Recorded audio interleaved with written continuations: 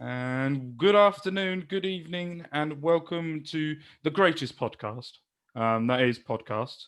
As I am going to introduce by the greatest manager that has ever existed, Unai Emery. Good evening, and welcome to episode 30. I think. I hope. I think so. I'm going with it. Of the podcast, where today we are going to review the Middlesbrough game. And we're going to have a little chat about it, a little chat with Mr. Friday as he is back. We haven't seen him since the Barnsley game.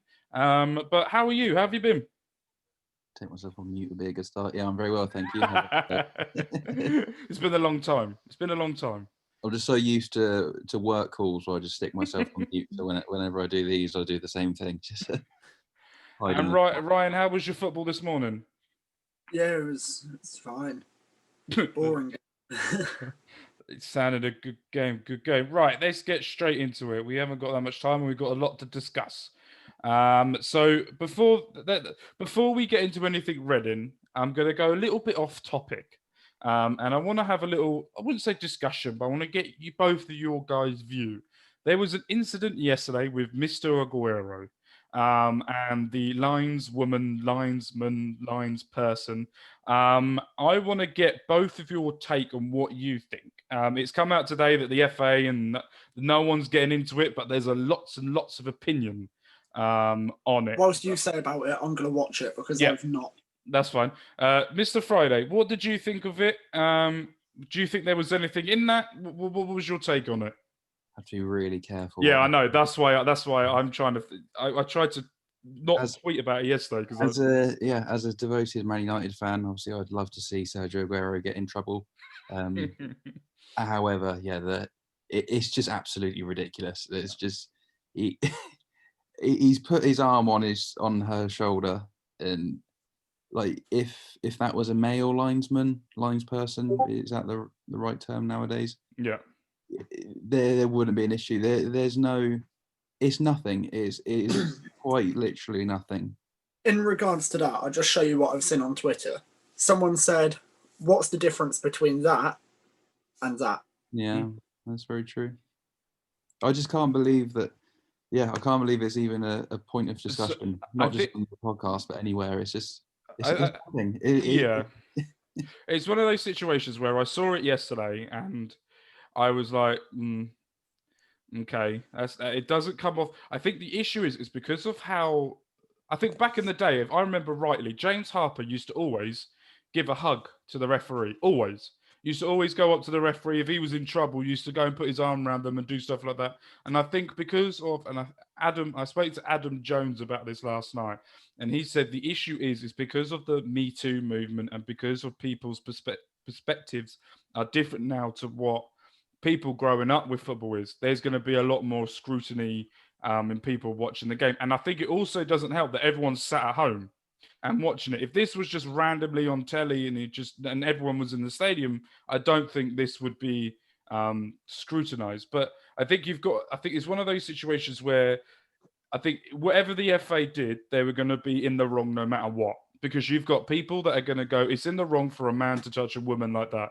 Then you've got people going, well, officials do that anyway. And then you're going to have everyone arguing with it no matter what. And I think it's one of those situations where I think they did the right thing saying, no, and also I think it's Sean Matthews, I think her name is. Matthew, or she's married now, and she's got a double hyphen. Yeah. She's one of the best linesmen and referees. Absolutely brilliant. She doesn't.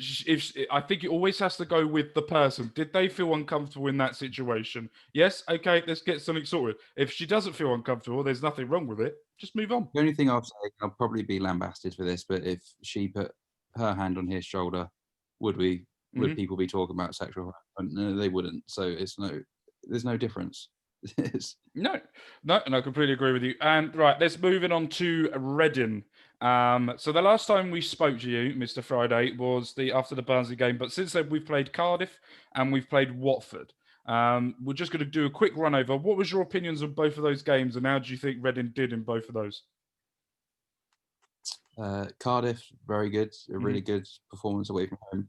I think I was more impressed with the Watford performance, even though I think probably played better at Cardiff. I think they showed a lot of sort of character, a lot of resilience.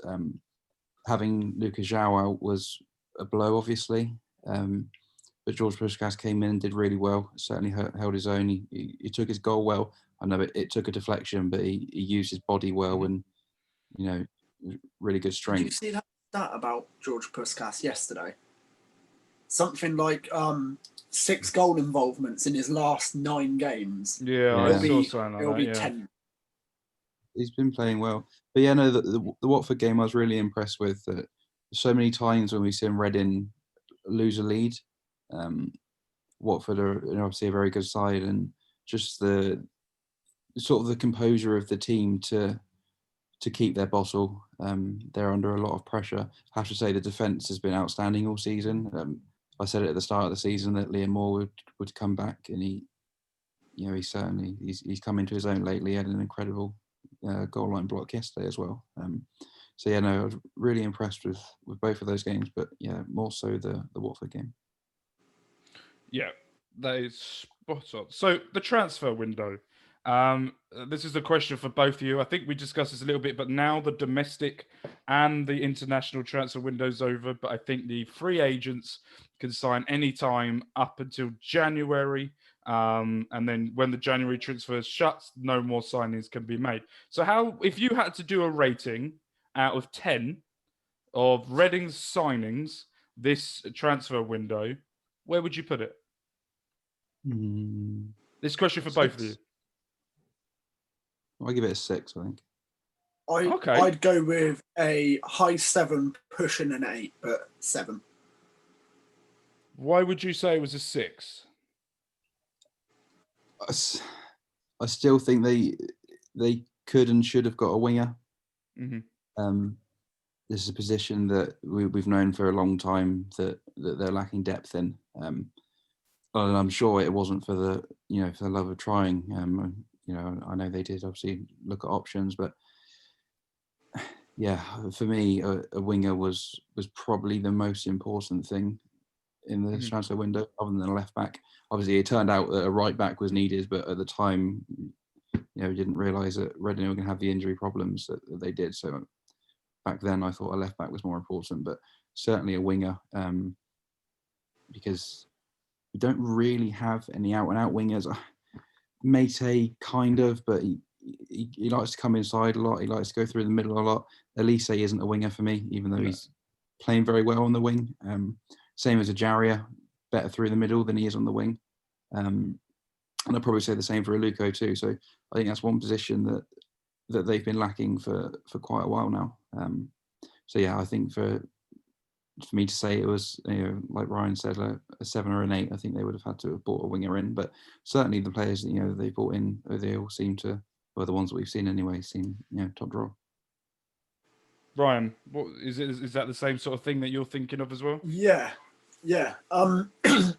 So the reason I've gone with the 7 pushing an 8 is not only like the players we've brought in have been look like very good players to come in, but I think we've also done very well to keep hold of Moore, Swift, Elise, Mayday, all the players that were rumoured to have interest. That's a good point. That is a good point. I hadn't considered that. That is a very good point. But then as well, the way to make it up, to push it on, I think I agree with Courtney that we needed a winger. Mm-hmm. But that's not to say we could keep the link open with Porto, because who was the winger that we were apparently offered a $7.5 million obligation to buy at the end of loan. You put me on the spot now, so I can't remember his name. I think it's that. Yeah. Whatever his name is. But you know the one that I mean. Yeah. I know exactly who you mean. It will come back to me in a sec. What's stopping us from keeping the link with Porto open, and then if we still need Borges is his name, or Borges. Yeah, that's the one. I don't know how to pronounce it. That's the one. But what's stopping us from going back in and going for him if that is something that we still need in January? Yeah.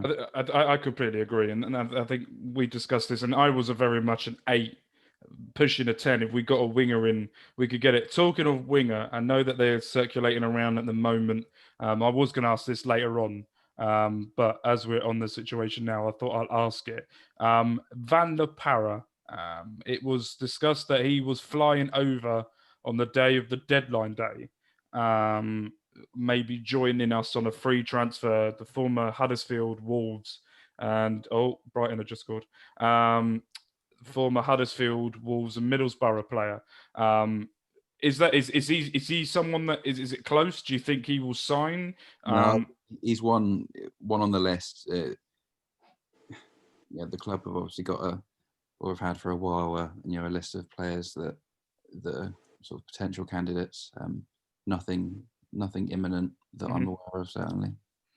Perfect. I would rather, from my point of view, I'd rather us wait and assess it properly than rush into anything and the thing that I think essentially panic. Players like someone like Van der Parra, and don't get me wrong, I remember seeing him for Huddersfield and he was a really good player, but the thing that always worries me about free agents is why are they free agents? Yeah. If he was, and I'm not taking anything away from him, he might be a quality player, but if he was that good, where is he? Was it Salzburg or somewhere? I can't remember where it is. Where it is, but why is he not there now? Why did they not give him a new deal? There has to be a reason why he's a free agent. And you could also look at it and say, no one find him. The transfer window's been and gone. Yeah, you could also say, in the same sense, your contract expires on the 1st of June, I think it is. Exactly, and why is it the 18th of October today and he still hasn't got a club? Yeah. So the reason why is he's played 2014 to 2016. He was at Wolves, and then he went out on loan to Brighton for a year. He then went on loan to Huddersfield. I think he started at Brighton at the start of the season, never got any games. He then went to Huddersfield in their promotion season, and got promoted with them, signed them permanently.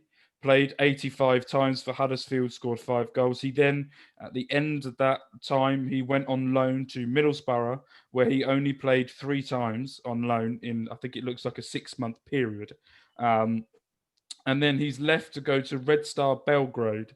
I presume that might have been on a free. I'm just trying to have a look what sort of happened to him. Yeah, so on the 31st of August 2019, Van der Parra signed a 3-year deal with Red Star Belgrade in a €1.2 million transfer from Huddersfield.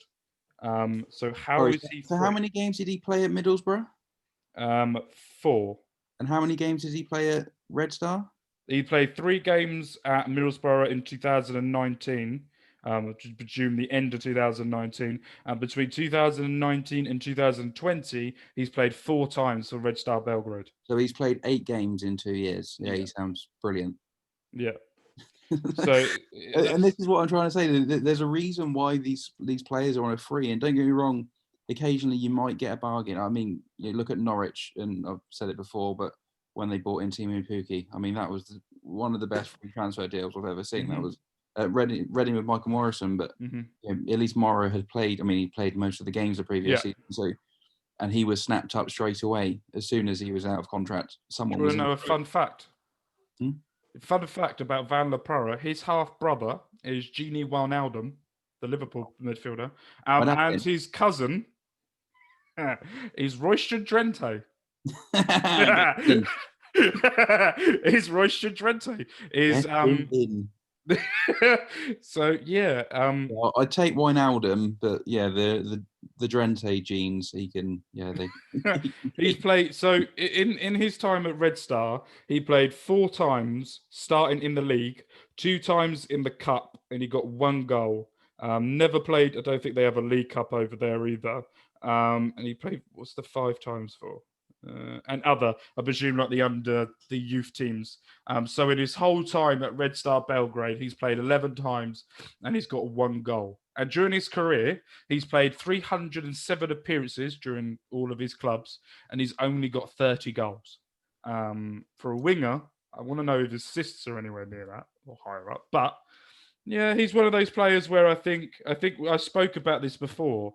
Either on the podcast or on Twitter or somewhere. And I said, I think what we need to remember is the manager's only been here month, 2 months, maybe not even that. And I think what he's trying to do is there was old transfers like the Gibson deal that was definitely from the previous regime because he said that, and also the Semedo might have been from the previous one as well. But you can definitely tell the Estevez one was definitely him. Was definitely his one that he wanted to have, and I think he's starting to work out positions and type of players and stuff. I don't think we need to rush into anyone. I don't think sometimes with a loan deal you have to pay a hefty monthly fee to even have them, and there's no point just throwing it at the wall just to get someone. The Gibson one is a strange one. I still can't really work that out. Sorry, I've just seen Lewis Dunk's red card. Has he been sent off? Yeah. Yeah, 2-footed, flying in 2-footed in the 6-yard box. Oh, was that on the goalkeeper? No, it was from a corner. Oh, he tried to kick the ball out of the keeper's hands, I think. Or there's something happened just before that. I've just been watching it. Anyway, get back onto Reading. So I think we've got to be very careful onto that and going from there. Right, let's move on to the Boro game.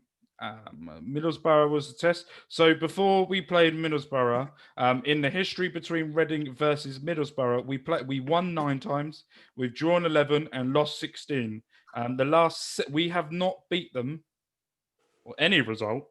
Just taking out the result yesterday. Before then, for the last 7 games, the last result that we had against them, any kind of result, was a 2-0 win on the 3rd of October 2015. So we lost every single game from then onwards, and we haven't beaten them. Warnock's record before yesterday was he played Reading 26 times. We're the second most team he's ever played against. He's only ever won 6, drawn 6, lost 14. So let's talk about just before kickoff. How was everyone feeling before the game? How did we all feel just before the lineup come out? How were we all feeling? Confident. Yeah, I think it's hard not to feel confident about a team that have won 4 games on the bounce. It sort of, it buoys everyone, doesn't it? So yeah, I was a lot more confident than I did feel at this stage last season or season before that, in fact. So Yeah, Ryan, how were you feeling before the game? I did keep saying it. I wasn't confident. I said to you a few times before, Middlesbrough aren't a pushover team, and I've said it before. I'll say it again. I genuinely believe Neil Warnock would give up his children to get a result against us. Like, I know what you mean. Yeah, absolutely hates Reading. Yeah. I still remember that day when he when Wally Downs kicked him. Yeah. Was one of the greatest experiences I've ever sat in a stadium and witnessed in my life. I wasn't confident, but I didn't think we'd get beat, but yeah. So let's go through the starting lineup. So the starting lineup was Raphael in goal, Holmes, Morrison, Moore, and Richards. In midfield, it was Laurent and Reno. In the attacking positions was Ijaria, Elise, Mite, and Jao. And on the bench was Southwood, McIntyre, Gibson, Estevez, Semedo, Aluko, Puskas. And this is just a shout out to Reading. If you can update your headshots with players' pictures for Estevez and Semedo, that'd be lovely for when I try and do pictures and do all of that fancy graphic crap. That'd be lovely because it's awful at the moment. Anyway, so what did we all think about the starting lineup? I know that we've all had different opinions on the starting 11. I think, Courtney, you thought that Estevez was going to get a chance. While I'm talking, I'm trying to work out who did what. Here we go. I did think Estevez was going to start, but I'm glad that he didn't. Because I mean, I understand they brought in this hot shot and whatever, but if your defence keeps a clean sheet, you don't change it.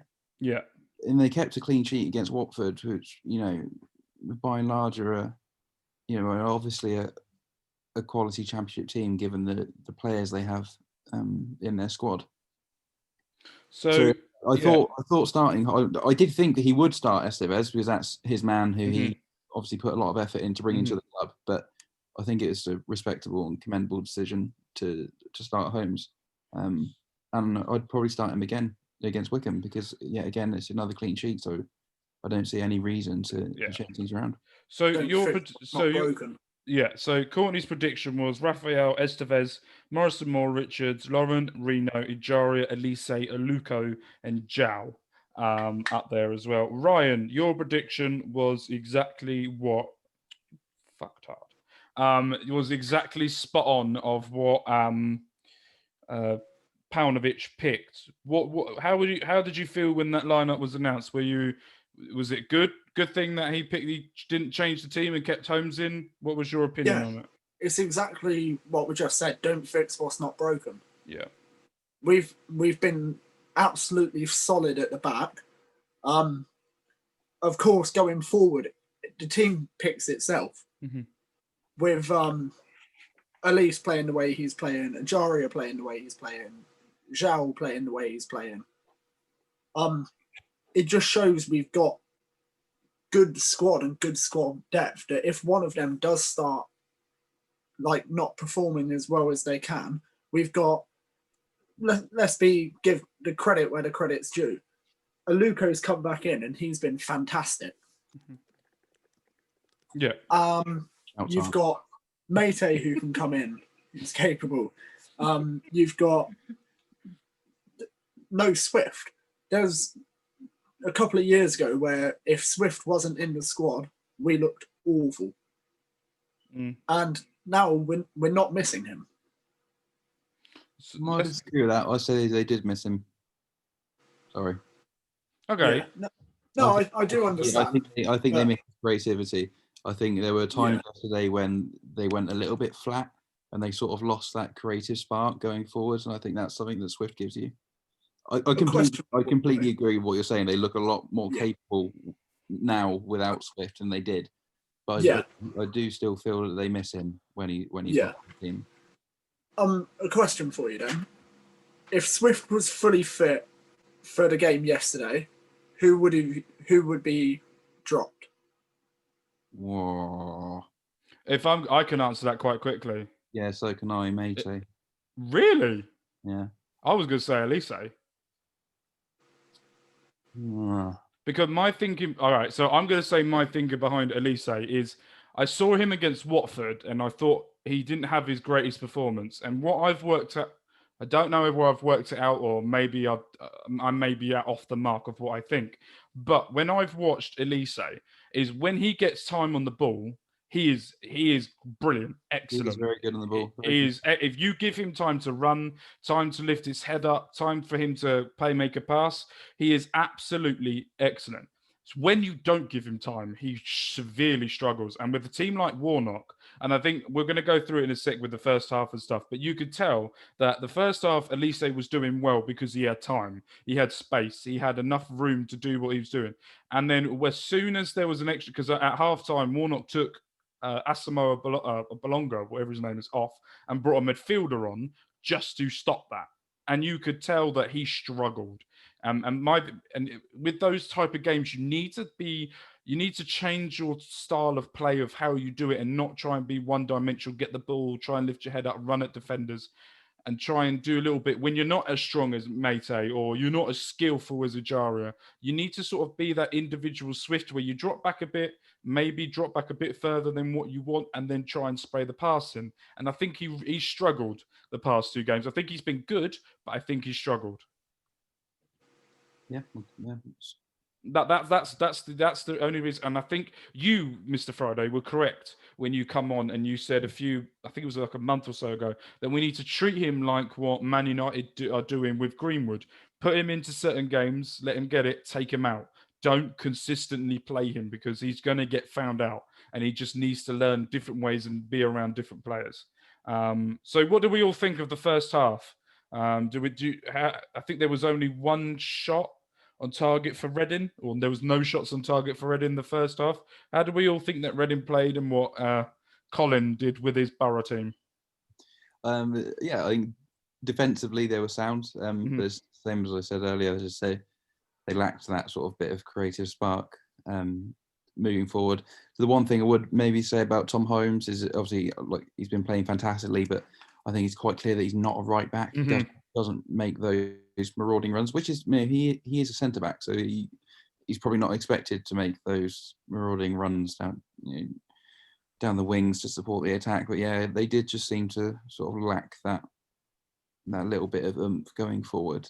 You could see he struggled. I think, especially the first half, was when we started really spreading it wide out, player wide, and you got the ball, and you were like, right, now go for it, run at them, give it a go, and you could just see him going, I haven't got pace, I haven't got anything. Right, anyone in the middle, I'll go in the middle and pass it to them and see if they can do it for me. And then he would just stand there, like, I'm here if you really do need me, but please don't. Yeah, he's a centre back, isn't he? So it's perfectly understandable. I'm just going to lacked that little bit of spark for me, which they had in previous weeks. Didn't really create as many quality chances as you would have hoped. I think Zhao was probably a little bit frustrated at a lack of service in the end. Yeah, you could see when he come off, he was very angry or he was upset. Happy, yeah. He was not a happy bunny when he come off. But I think if we look at the team in the first half, if you had to pick one person that stood out in that first half in a Reading shirt, I think we all would probably say the same name. I think if you put one person, who do you think it would have been? I'll let you go first. I got Liam Moore. Yeah, I'd say the same. Yeah, I think just the way he's organising the team at the moment, especially the back line. You can say what you want about him, but they've conceded 1 goal in 5 games, so he's doing something right. That's his job in the team. His job's to organise the team on the pitch and organise the back line. And yeah, they've only conceded once, so he's doing something right. It was. I think I saw somewhere that Reading, Sunderland, and maybe another team. I'm trying to see if I can find it. Reading and Sunderland and one other team only conceded 1 goal in the whole of English football. It's a mad stat. And I think I saw as well someone that it took Reading's first 5 games of the season last year, we conceded like 8 or 9. It just shows the and I think you can definitely tell with Moore's performance as well. I try not to say it too often about Mark Bowen, but how bad could you have annoyed Moore to get the performances that you got out of him last season? And look at what Paunovic has done this season for him to actually, I think he put his body on the line like 3 times in the space of 2 years. The only thing I would say about Moore, and I've always said it since he first came, and I said the same about Swift, is he is a confidence player. Yeah. And when he's not confident, you can tell because his head drops massively. There have been, how many times have we seen the defense sort of fall apart? And I'm not saying that's purely down to him. He's not solely responsible for that, but we have seen the defense crumble before, and he has been part of that sort of crumbling defense. When he's confident, he's great. When he's not confident, he has his moments. So whatever Paunovic has done to him, I don't know what it is, whether it was just an arm around the shoulder or whatever, but he's definitely instilled that confidence back into it. And you can see him so yesterday clearing balls off of the line, and he just seems to have that sort of fire in his belly again. And when he plays like that, he's a fantastic player. That was the Yap Stanmore that I remember. The way that he sort of played, where he was just trying to just get everything off him and Morrison. And I get why they brought Gibson in, maybe to give a little bit of competition for Richards and maybe a bit of competition for Moore and Morrison if they don't perform. But Carlo Ancelotti must be sitting at home going, I asked you guys to play them. I understand. What? And then he probably looked, go, yeah, all right, fair enough. But so who else sort of stood out for you? Morrison. Yeah. You could just name the back 4, couldn't you? Yeah, pretty much. But I mean, that's what I mean. Like, that's what I was saying about the performance. I thought yesterday was a really good defensive display. The whole back 4 was outstanding, really. Raphael made some decent saves as well. Also, just to say about what you just said about a minute ago, only 3 teams. The other one was Watford. No, there we go. And we scored against them. Yeah. Nah. But I think you could. Goal technically, wasn't it? So didn't they score against themselves? Yeah. They did it just so that they could be on the same stat as us. That's what. So let's talk about second half. I think second half was a proper Colin performance, as in a game management performance. You I could thought tell Reading started quite brightly, actually. Yeah. It looked like they were. Ejaria was actually shooting outside of the box, Yeah, which I don't think we've seen in a very long time. they came out fit and firing, but it just like seemed to tail off sort of 20 minutes into the second half. And yeah, like you said, Colin masterclass. Shut up shop. Yeah. Get the point. If you make sure you get the point, and then anything else becomes a luxury with his team. They were unfortunate, though, to be fair, when they had a goal that was ruled out for offside, which looked questionable. Because he wasn't happy, was he? At the fourth official, I think J-Lo said that he was swearing. Naughty words. Yeah. He's saying naughty words. Not like Warnock at all. Did you see the halftime when it got halftime and there's him, Kevin Blackwell, and whoever the other big bloke was stood there just hounding. The referee's like, yeah, this is a Warnock game to a T, isn't it? That's why we love him. He's a character. Ryan, what was your perspective of that second half? What did you think Reading did well? What didn't they do well? We just stuck to our game plan. And that's what we've been doing all season. We have a plan, we stick to it. But then as well, obviously in the other games, Watford, Barnsley in particular, we've waited for our opportunity to come. Mm-hmm. And just, you're not going to get that against a Neil Warnock team. No. I don't know what the word is, but he just has that mentality hounded into his players' heads, and they won't give up many clear-cut chances. No. Yeah, and it's one of those where I think it was very much a learning lesson for Paunovic as well. If you're going to go up against a team like a Warnock or someone, this is the experience you're going to get. And then I think he's gone away with that to really think about how to sort of maybe counteract what Warnock does.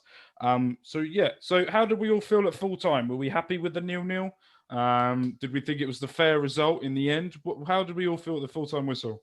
I definitely thought it was a fair result because, like I said earlier, Reading were brilliant in defence and not so great in attack. So, I thought it was a perfectly fair result. I agree with that, yeah. It's amazing to see people sort of, I saw a few people on Twitter saying, should have done better there. I mean, that just goes to show it's not an easy place to go. The confidence at the moment, because time last year, a goalless draw at Middlesbrough would have been a great result. Mm-hmm. Yeah.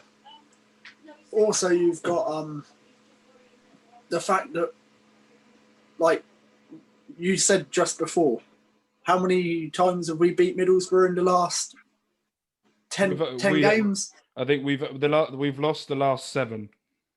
Yeah, they're a bit of a bogey team. Yeah. Yeah, and you always get one team. Reading is always Middlesbrough, or is always Wigan. Wigan is always a team that we struggle against for some reason. But yeah, so I was very happy with that.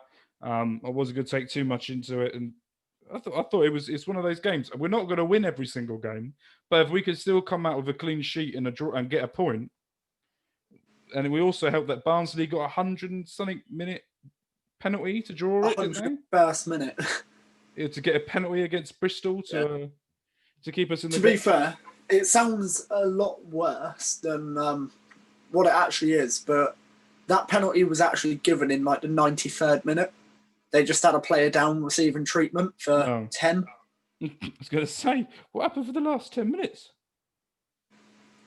Right. So we were all happy and Larry. So I just want to go through I'm looking up just some of the stats that happened in that game. So Reading had 63% possession during that whole game.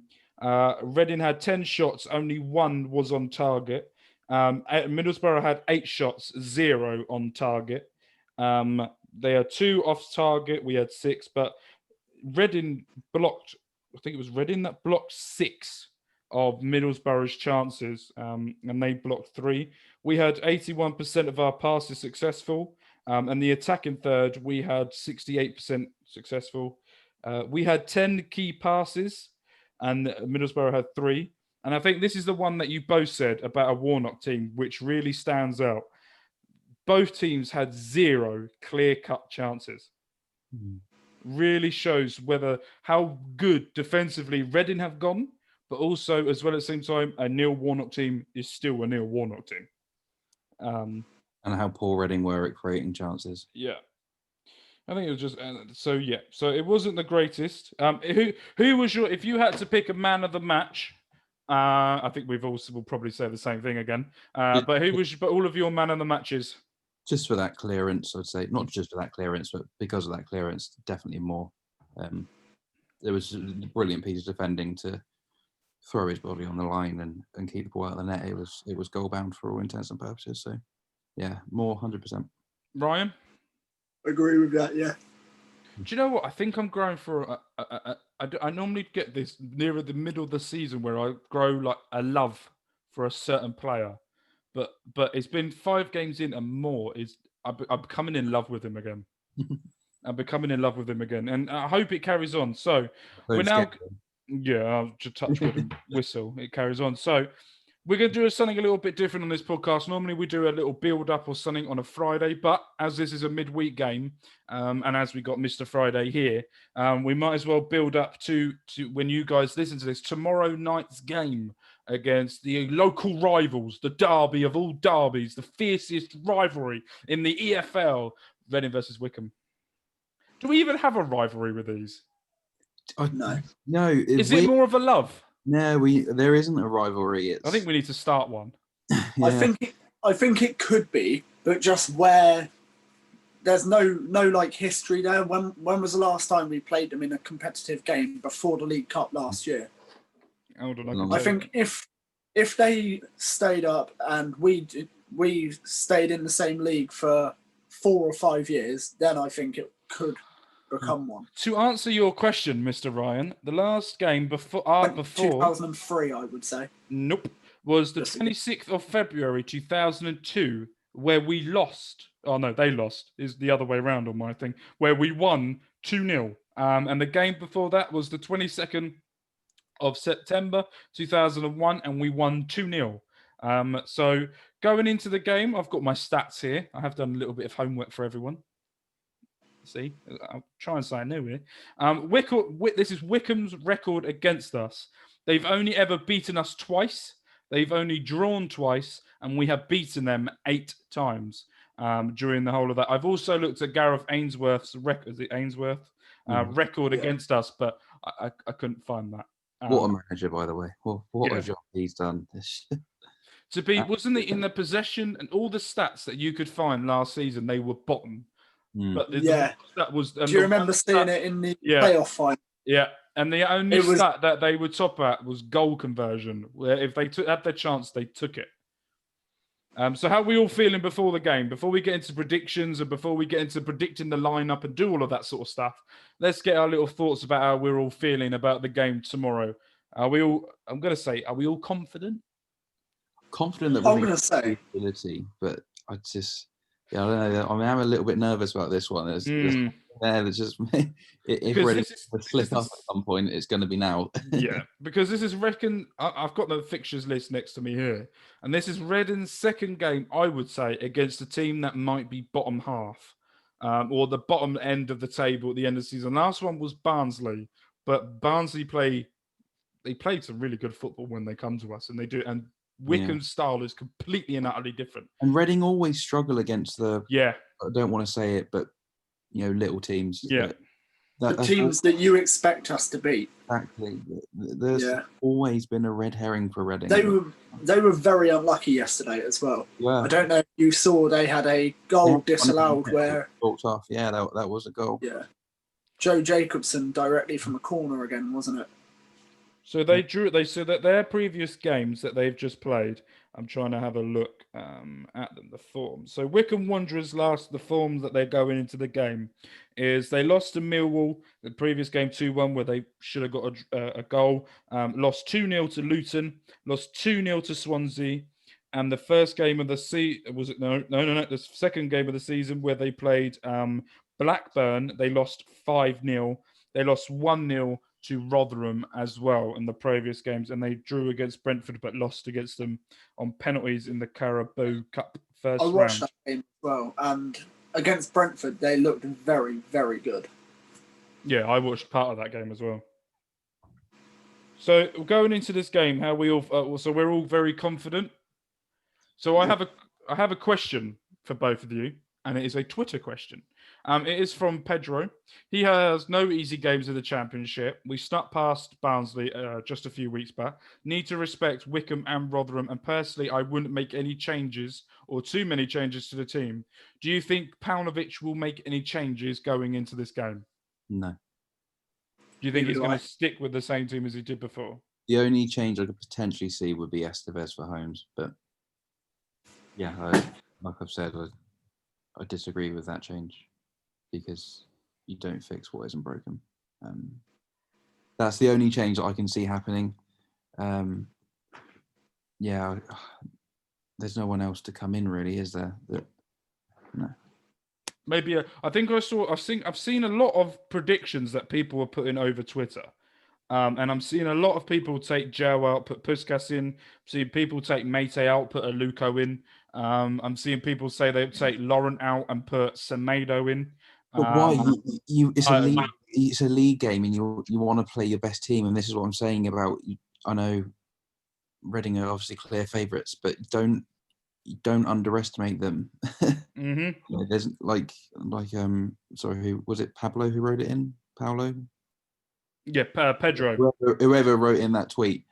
There's, like you said, there's no easy game in the Championship, so you don't want to go making too many changes just because you think you're a shoo-in for 3 points, especially at the moment with no sort of home and away advantage. Mm-hmm. Yeah, play your best side, and to me, your best side is the side that's been getting points. Yeah, so Pedro's a very good listener, and Pedro, sorry, not Paolo. It's the manager. He's tweeting himself. So, okay then. So just before we finish up and let everyone go off and have a beautiful Sunday and a beautiful Monday to you guys, what is the score going to be? 4. I'm going to say it 1. without thinking. You think they'll score? 4-1. Yeah, I think they'll score. I don't know what it is. I can just see. I can see Akinfenwa, and I can see a goal. I can see him as well. He's scaring me. No, he's injured, isn't he? So he just come back. I think he come. Yeah, I think he come off the bench yesterday. Yeah, 4-1. I can see them score. I think Reading will win comfortably, but I can see Wycombe scoring. So I'm going 4-1. Okay. I was going to say it without thinking as well. I was going to just go straight in, and I also think we're going to score 4. You're going 4-0. Yeah. I don't think. How many teams have been able to break us down? Yeah. I don't think we'll concede, but I don't think we'll score that many. I don't know. I'm going 3-0. I think our defense is just going to be brilliant, but I want to see something different from our attackers. I want to see a little bit more, and maybe put Ejaria into the middle. That's maybe the only slight change I think I would make is put Ejaria into the middle. I think bring Aluko back in, have Aluko on the left, Mate on the right, and Ejaria through the middle. Yeah, maybe something to consider. There might be. Yeah, but where's Timby? Get him in. Bring McCleary back for one game. Oh fuck! Please don't. I regret my decision now. Clip it. No, don't. But no. So yeah. So title for this podcast. Oh god! Do you know what made me laugh? I put a tweet out during the game where I put Tom Holmes is better than Chris Gunter, and the amount of bites people took from that going, no, he's not. Chris Gunter played 200 and something games in 8 years. He's so much better. It's like I know he's been. Why is he at the club then? Just and then at the same time, honestly tell me that Tom Holmes is a better right back than Chris Gunter. He is. Because one plays in the Championship, one plays in League One. Was it you that tweeted? I think I saw yesterday, but someone said it might have been you. Said it's crazy how Gunter was our 5th best right back. No, Math tweeted that. Yeah. He goes, it's funny how now we all can realise that Chris Gunter was our 5th best right back if he stayed this season behind Estevez, Yedom, Aruna, Holmes, and then it would have been him. I saw that and I pissed myself. I thought that was an excellent tweet. And then he said last season as well and just swapped out Estevez for Osho. Do we have any word about where Obita or McCleary are they? And I think it's them. Last I heard, there was a possibility of him going to Derby, but that hasn't materialised. I saw as well that Obita might have failed a medical at Sunderland as well. But I hope which I did. I mean, don't get me wrong.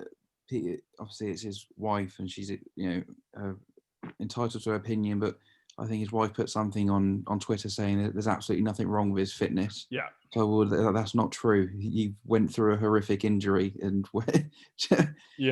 when he came back, he told me in person that he couldn't play 2 games a week. So there is something wrong with his fitness. It's not his fault. What was awful, and he did brilliantly. He's come back from it, but I think when you go through an injury like that does hold you back, and I guess clubs are more reticent to sign you, which is why I was cracking up when someone put on Twitter that Reading are interested in Jack Wilshere. I mean, Jesus, what a story to make up that is. Apparently, I think I saw. I'm going to go and get that story. I would have loved someone. That was my favourite made up. My favourite made up rumor I've ever seen. That was brilliant. Was that just agent talk then? Just rubbish. So I'm going to tell you what it was. Absolutely no way. So I do rate Wilshere a lot though. I do as well. For the 1 game a year that he plays before he gets injured. So apparently, according to Eddie, he says that agents offer players to the club.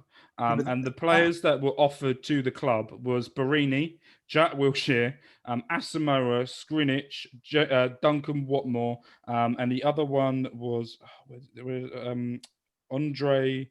Andre Green was the one that's the Aston Villa player that went out on loan. Also, apparently, Reading were also apparently trying to hijack Harry Wilson's move to Cardiff. That one is true. They did. They did try that one. They did. Well, they were speaking about trying to get Harry Wilson in. And there was also talk as well at the same time is Adrian Mariappa. That was also true. That was me. I think I put that. Yeah. But this is what I'm trying to say, that I think fans sometimes get confused, and you have to be really clear about this.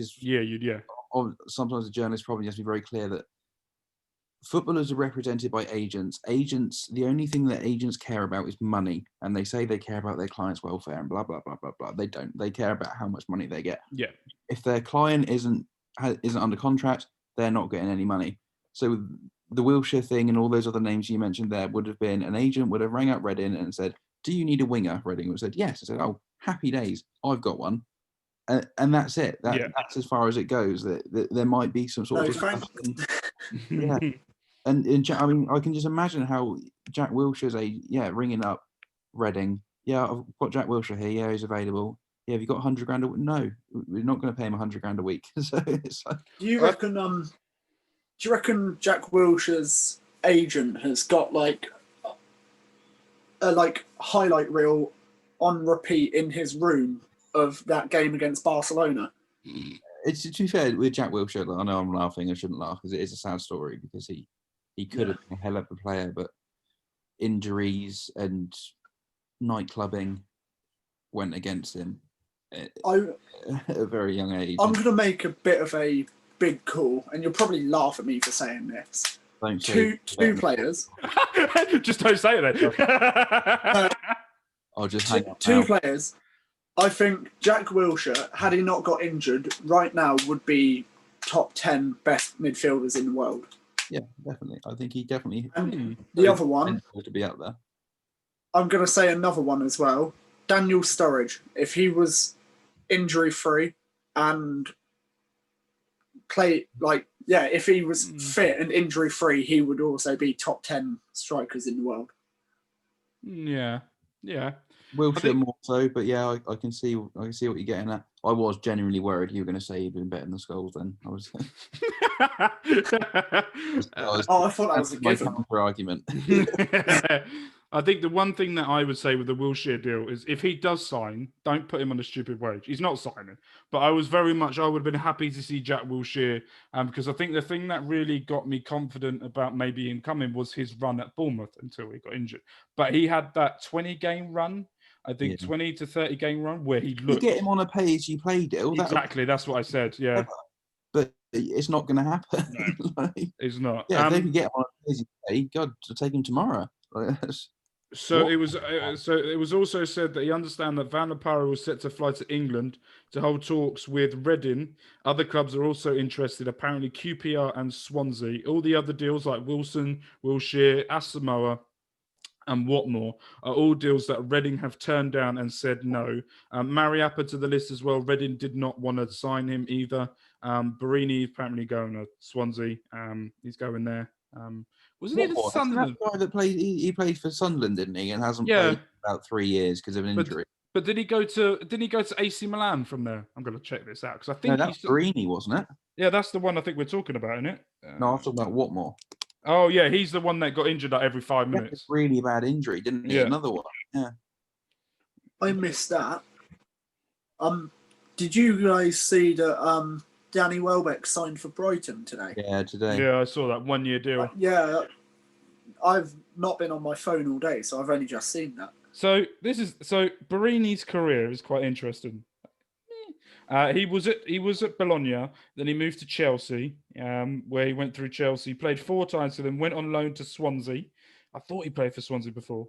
For 6 months, he went there, got 9 appearances, 6 goals, moved to Parma, didn't do anything. Went on loan from. Okay, this is when the Italian transfer is weird because he moved to Parma, and in the same window that he moved to Parma on a permanent deal, he then went on loan to Roma. And he played for them 24 times, got goals, moved to Liverpool for 3 years. During the 3 years, he went on loan to Sunderland and then moved permanently to Sunderland. Then went on loan to AC Milan and then moved to them permanently. And then he went to Holland for Hellas Verona. And I think he must have left there. Let's have a deep dive into what's going on. Yeah, he's a free agent. So on the 14th of January 2020, he signed for Verona until the end of the season. He played for the first time 5 days later against Bologna, and he scored a goal for him. I think to be fair, out of all the names that were mentioned there, I don't really know much about Barini. I've seen him play a couple of times just on the TV, but purely from his CV, that doesn't, for a free transfer, that doesn't look like a bad signing. No. If they got him in. Yeah, it's one of those signings where I think if you got him in for a 6 month to maybe a year deal, just to see if he can actually still hack it in the Championship or bring something. But isn't he basically a striker that got shoved out onto the wing? Yeah, that's what I thought. He was a crap striker that got shoved onto the wing. I thought that was what, I think they were just trying to fit him in anywhere, and they were like, well, you can't go up front. You might as well go on the wing. He's 6 foot. That's quite tall for a winger, isn't he? You wingers are... Well, Mite's 6 foot. Yeah, that's true. 6 foot something, isn't he? How tall is he? I really want to work out now. Yeah, what's 1.85 meters? 6'1". Oh, there you go. Yeah, he's taller than me, so yeah. He's the same size as me. Hey, Yaku. See you, my friend. But yes, so thank you ever so much for both of you joining. You absolute diamonds of dozens. We will see what happens on the Wycombe game. We will be releasing a podcast on Wednesday where we might talk about the Rotherham game. Depends on when we record the podcast, if it's before the game or afterwards. But if not, we will talk about it on Friday with our special guest. Ryan, do I tell everyone No, I can't be asked. They can wait till Thursday when I announce the special guest. The special guest that will be coming on Friday, where we will be discussing the weekend about Reading against Rotherham. And then we'll probably discuss as well all things that person is as well. So yes, thank you both for coming on. Thank you, Mr. Friday, for coming on again. You beautiful man. And hopefully we will see you again next week where we can review the Rotherham game and talk about the Blackburn game. Awesome. That could be that's a difficult game. Mm. So this month we've got Blackburn and then we've got Coventry. November doesn't look... okay. I don't want to look at the rest of the fixtures because it's scaring me. Right, everyone take care. Have a lovely Sunday to both of you. Everyone have a lovely Monday when you guys listen to this on a Tuesday. And we will see you guys for the next episode of our general podcast where we will either talk about the Reading game, but we will also talk about all things that happened over the Premier League. And West Ham look like they're about to score. No, they don't. And then we will talk about all things Premier League. We will go into a discussion about the Everton game a little bit more. And then we will go from there. So peace, love, care. Everyone take care of yourselves. Go and rest up and bye.